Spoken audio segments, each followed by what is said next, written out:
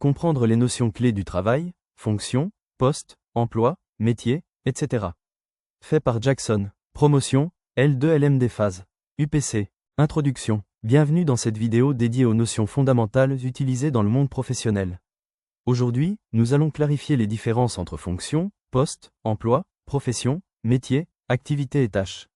C'est parti. 1. Fonction. La fonction correspond au rôle principal ou à la mission générale d'un travailleur dans une organisation.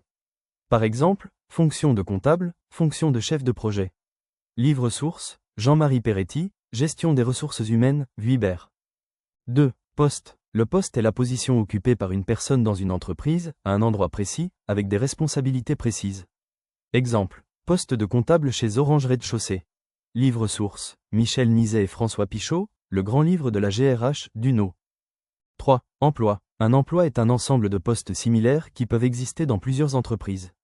Exemple, emploi de secrétaire, emploi de chauffeur. Livre source, Jean-Pierre Thiollet, Dictionnaire des ressources humaines, Studirama. 4. Profession. La profession est une activité reconnue socialement, souvent réglementée, exercée de manière durable. Exemple, médecin, avocat, enseignant. Livre source, Thierry Grange, Dictionnaire de la gestion, Economica. 5. Métier. Un métier est un savoir-faire technique ou manuel, appris souvent par l'expérience ou l'apprentissage. Exemple, mécanicien, maçon, boulanger. Livre source, Philippe Zarifian, Le management des compétences, l'Harmattan. 6. Activités. Les activités sont les grandes actions ou groupes d'actions réalisés dans un emploi. Par exemple, pour un secrétaire, organiser des réunions, gérer les appels. Livre source, Bernard Méraud, Organisation du travail, Gualino.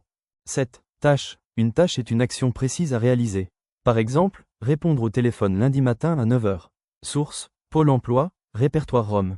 Conclusion. Ces notions sont souvent confondues mais chacune a son importance pour bien comprendre l'organisation du travail et gérer les ressources humaines de manière efficace.